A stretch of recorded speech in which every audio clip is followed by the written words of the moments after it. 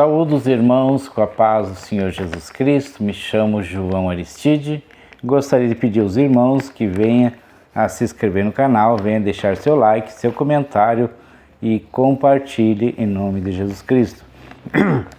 Eu trago então hoje uma palavra que se encontra em Atos capítulo 6 até o 10, que é o título Deus abre caminho onde não existe saída. Amém? Caso você esteja passando por um momento difícil, um momento aparentemente impossível, lembro você que Jesus Cristo é o Deus do impossível. Jesus Cristo abre porta onde não tem porta e fecha a porta onde não tem porta. Amém? Então que Deus venha te abençoar, aqui nessa palavra que eu irei trazer para você, com muito amor e temor. Então Deus abre caminho onde não existe saída. Então diz a palavra de Deus a partir do versículo 6.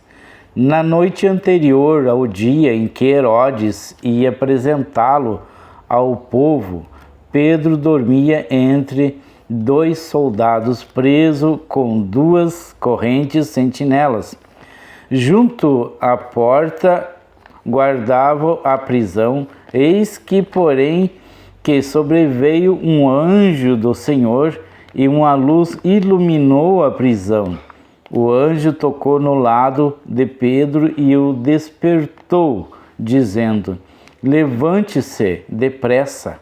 Então as correntes caíram das mãos dele. E o anjo continuou: coloque o cinto e calce as sandálias, e ele assim o fez. O anjo lhes disse: mas ponha a capa e siga-me. Então, saindo Pedro, o seguia, não sabendo que era real o que estava sendo feito pelo anjo. Ele pensava que era uma visão. Depois de terem passado a primeira e a segunda sentinela, chegaram ao portão de ferro que dava para a cidade, o qual se abriu automaticamente. E saindo, enveredaram para uma rua e logo adiante o anjo se afastou dele, ou o anjo ele sumiu. Então, e ali Pedro ficou parado, caindo em si.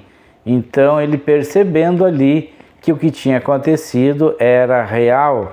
Então, para que nós venhamos a entender melhor essa história, eu vou começar ao início, que após Herodes, o Agripa, chamado Agripa, matar então Tiago, irmão de João, o apóstolo Tiago, então ele percebeu que agradou ao povo, aquele povo então que era contra o evangelho, contra aqueles que pregavam a palavra de Deus, pregavam a crucificação de Jesus, eles pregavam então a ressurreição de Jesus. Eles então não acreditavam, então eles eram contra esse tipo de pregação. Então, para agradar o povo, Herodes, o Agripa, ele então decidiu a perseguir a igreja, perseguir então os cristãos. Então, primeiramente, ele mata então Tiago, que era irmão de João.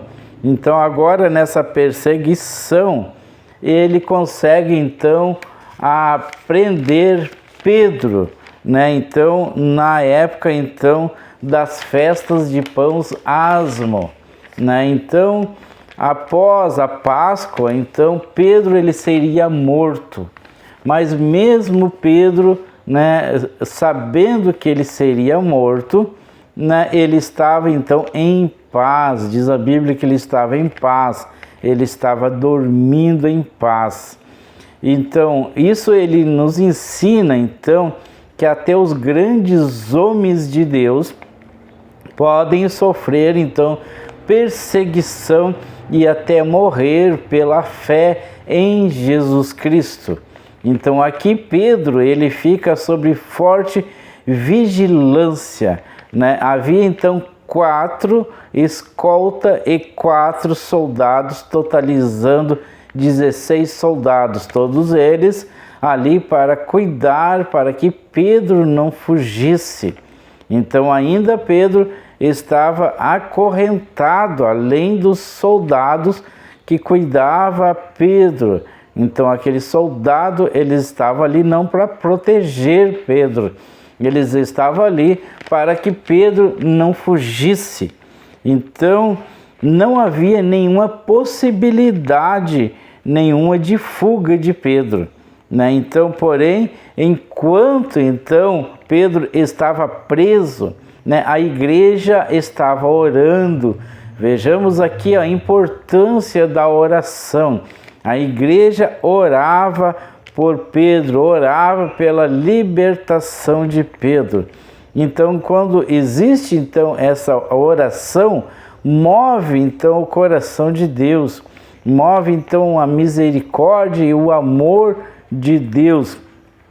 Então, quando nós oramos, nós temos acesso então à misericórdia de Deus, né? Porém, Pedro, ele está a caminho da morte, mas ele consegue dormir em paz. A Bíblia fala que ele dormia mesmo acorrentado, mesmo cheio de soldado em sua volta.